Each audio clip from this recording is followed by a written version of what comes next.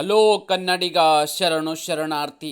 ಇವತ್ತು ನಮ್ಮ job ಸರ್ಚಿನಲ್ಲಿ BSF ನೇಮಕಾತಿ 2025ರ ಅಧಿಸೂಚನೆ ಪ್ರಕಟವಾಗಿದೆ.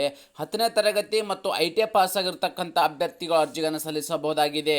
ಯಾವುದಪ್ಪ ಅಂದರೆ ಕಾನ್ಸ್ಟೇಬಲ್ ಇರ್ತಕ್ಕಂಥ ಹುದ್ದೆಗಿರ್ತಕ್ಕಂಥದ್ದು 21,700ರಿಂದ 59,100 ರೂಪಾಯಿವರೆಗೂ ವೇತನವಿದ್ದು 3,588 ಹುದ್ದೆಗಳ ಅರ್ಜಿಗಳನ್ನು ಆಹ್ವಾನಿಸಲಾಗಿದೆ. ಇದು ಕೇಂದ್ರ ಸರ್ಕಾರ ಮತ್ತು ರಾಜ್ಯ ಸರ್ಕಾರದ ಹೊಸ ಉದ್ಯೋಗ ಮಾಹಿತಿನ ಪ್ರತಿನಿತ್ಯ ಕೊಡ್ತಾ ಇರುತ್ತೇವೆ. ಆ ಎಲ್ಲ ರೀತಿಯ ಜಾಬ್ ನೋಟಿಫಿಕೇಷನ್ಗಳಿಗಾಗಿ ನಮ್ಮ ಯೂಟ್ಯೂಬ್ ಚಾನಲನ್ನು ಸಬ್ಸ್ಕ್ರೈಬ್ ಜೊತೆಗೆ ಬೆಲ್ ಐಕನ್ ಕ್ಲಿಕ್ ಮಾಡೋದನ್ನು ಮರೆಯಬೇಡಿ.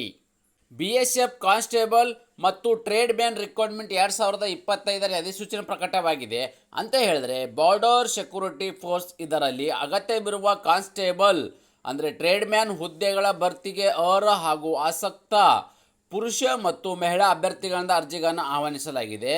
ಹುದ್ದೆಗಳ ಭರ್ತಿಗೆ ಸಂಬಂಧಿಸಿದಂತೆ ಹುದ್ದೆಗಳ ಸಂಖ್ಯೆ, ಕರ್ತವ್ಯ ಸ್ಥಳ, ಶೈಕ್ಷಣಿಕ ಅರ್ಹತೆ, ವೇತನ, ಆಯ್ಕೆ ವಿಧಾನ, ಹುದ್ದೆಗಳ ಮಾಹಿತಿಯನ್ನು ಕಂಪ್ಲೀಟಾಗಿ ನಾನು ನಿಮಗೆ ಈ ವಿಡಿಯೋದಲ್ಲಿ ತಿಳಿಸ್ಕೊಡ್ತೇನೆ. ಈ ವಿಡಿಯೋನ ಸ್ಕಿಪ್ ಮಾಡೋದ ಕೊನೆ ತನಕ ನೋಡಿ. ಹುದ್ದೆಗಳ ಬಗ್ಗೆ ಮಾಹಿತಿ ನೋಡೋದಾದರೆ ಕಾನ್ಸ್ಟೇಬಲ್ ಮತ್ತು ಟ್ರೇಡ್ ಮ್ಯಾನ್ 2 ಥರದ ಹುದ್ದೆಗಳ ಅರ್ಜಿಗಳನ್ನು ಆಹ್ವಾನಿಸಲಾಗಿದ್ದು, ಕರ್ತವ್ಯ ಸ್ಥಳ ಹುದ್ದೆಗೆ ಆಯ್ಕೆಯಾದ ಅಭ್ಯರ್ಥಿಗಳು ಭಾರತಾದ್ಯಂತ ಕರ್ತವ್ಯನ ನಿರ್ವಹಿಸ್ತಕ್ಕಂಥದ್ದು. ಹಾಗಾದರೆ ಖಾಲಿ ಇರುವ ಹುದ್ದೆಗಳ ಸಂಖ್ಯೆ ನೋಡೋದಾದರೆ ನಾವಿಲ್ಲಿ ಒಟ್ಟು 3,588 ಹುದ್ದೆಗಳ ಭರ್ತಿಗೆ ಅರ್ಜಿಗಳನ್ನು ಆಹ್ವಾನಿಸಲಾಗಿದೆ. ಎಷ್ಟಿರ್ತಕ್ಕಂಥದ್ದು 3,588 ಹುದ್ದೆಗಳ ಅರ್ಜಿಗಳನ್ನು ಆಹ್ವಾನಿಸಲಾಗಿದೆ.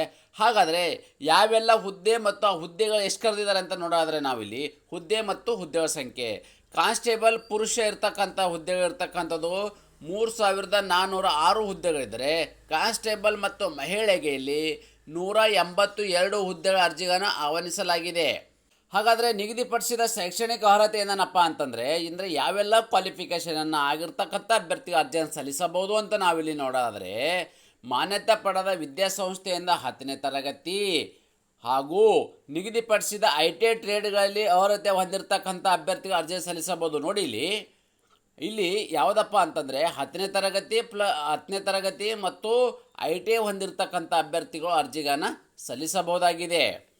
ವಯೋಮಿತಿ ಬಗ್ಗೆ ನಾವಿಲ್ಲಿ ಮಾಹಿತಿ ನೋಡೋದಾದರೆ 23/8/2025ಕ್ಕೆ ಅನ್ವಯವಾಗುವಂತೆ ಮಿನಿಮಮ್ ಅವರು ಎಷ್ಟಿರ್ತಕ್ಕಂಥದ್ದು 18 ವರ್ಷ ಇರಬೇಕು.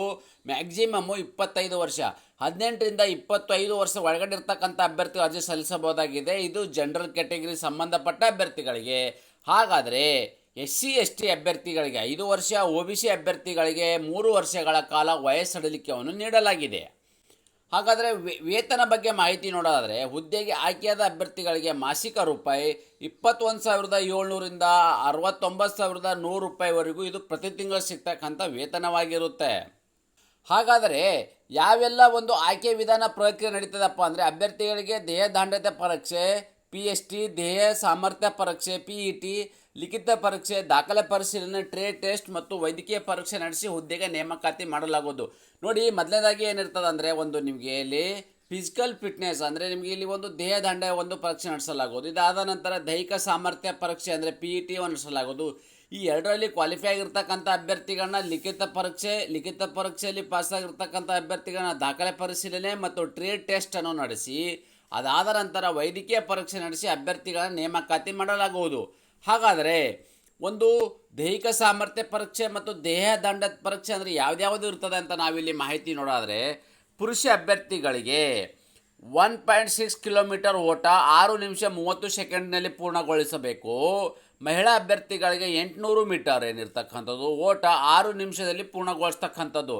ಅದೇ ರೀತಿ ದೇಹ ದಂಡತೆ ಪರೀಕ್ಷೆಯಲ್ಲಿ ಪುರುಷ ಅಭ್ಯರ್ಥಿಗಳಿಗೆ ಎತ್ತರ 165 ಸೆಂಟಿಮೀಟರ್ ಇದ್ದರೆ ಎದೆ ಸುತ್ತಳತೆ 75ರಿಂದ 80 ಸೆಂಟಿಮೀಟರ್ ಇರ್ತಕ್ಕಂಥದ್ದು. ಮಹಿಳಾ ಅಭ್ಯರ್ಥಿಗಳಿಗೆ ಎತ್ತರ 155 ಸೆಂಟಿಮೀಟರ್ ಇರ್ತಕ್ಕಂಥ ಅಭ್ಯರ್ಥಿಗಳು ಈ ದೇಹ ದಾಂಢ್ಯತೆ ಪರೀಕ್ಷೆಯಲ್ಲಿ ನೀವು ಕ್ವಾಲಿಫೈನ ಹೊಂದಿರ್ತೀರಿ. ಹಾಗಾದರೆ ITIಯಲ್ಲಿ ಕ್ವಾಲಿಫೈ ಆಗಿರ್ತಕ್ಕಂಥ ಅಭ್ಯರ್ಥಿಗಳು ಯಾವ್ಯಾವ ITIಯಲ್ಲಿ ನೀವು ಪಾಸಾಗಿರ್ತಕ್ಕಂಥ ಅಭ್ಯರ್ಥಿಗಳು ಅರ್ಜಿಗಳನ್ನ ಸಲ್ಲಿಸಬಹುದು ಅಂತ ನಾವಿಲ್ಲಿ ಮಾಹಿತಿ ನೋಡೋದಾದರೆ border security post constable trade man ಇರ್ತಕ್ಕಂಥ ಏನು ಹುದ್ದೆಗಳಿದ್ದಾವೆ ಈ ಹುದ್ದೆಗಳಿಗೆ carpenter, plumber, painter, electrician, pump operator ಮತ್ತು ಆಪರೇಟರ್ಸ್, ಗ್ಲಾಂಬರ್, tailor, washerman, barber, sweeper cooker, waiter, gallery ಮತ್ತು ವೈಟರ್ ಟ್ರೇಡ್ಗಳಲ್ಲಿ ನೇಮಕಾತಿ ಮಾಡಲಾಗುವುದು. ಅಂದರೆ ಇಲ್ಲೊಂದು ಐ ಟಿ ಐಲಿ ಇಷ್ಟೊಂದು ಟ್ರೇಡ್ಗಳಲ್ಲಿ ಪಾಸಾಗಿರ್ತಕ್ಕಂಥ ಅಭ್ಯರ್ಥಿಗಳನ್ನು ಈ ಹುದ್ದೆಗಳನ್ನು ಅರ್ಜಿಗಳನ್ನು ಸಲ್ಲಿಸಬಹುದಾಗಿದೆ.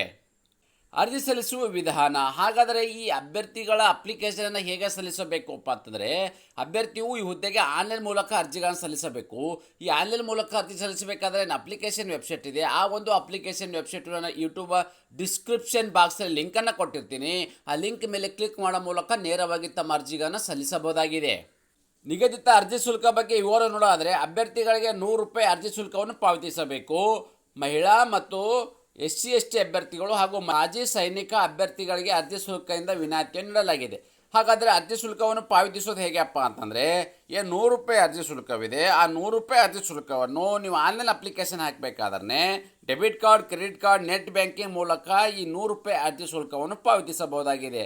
ಅದೇ ರೀತಿ ಅರ್ಜಿ ಸಲ್ಲಿಸಲು ನಿಗದಿಪಡಿಸಿದ ದಿನಾಂಕದ ವಿವರ ನೋಡೋದಾದರೆ, ನಾವಿಲ್ಲಿ ಅರ್ಜಿ ಸಲ್ಲಿಕೆ ಪ್ರಾರಂಭ ದಿನಾಂಕ ಜುಲೈ 25, 2025 ಪ್ರಾರಂಭವಾಗಿದ್ದು, ಅರ್ಜಿ ಸಲ್ಲಿಸಲು ಕೊನೆಯ ದಿನಾಂಕ ಆಗಸ್ಟ್ 23, 2025 ಇಷ್ಟರೊಳಗಡೆ ತಮ್ಮ ಅರ್ಜಿಗಳನ್ನು ಸಲ್ಲಿಸ್ತಕ್ಕಂಥದ್ದು.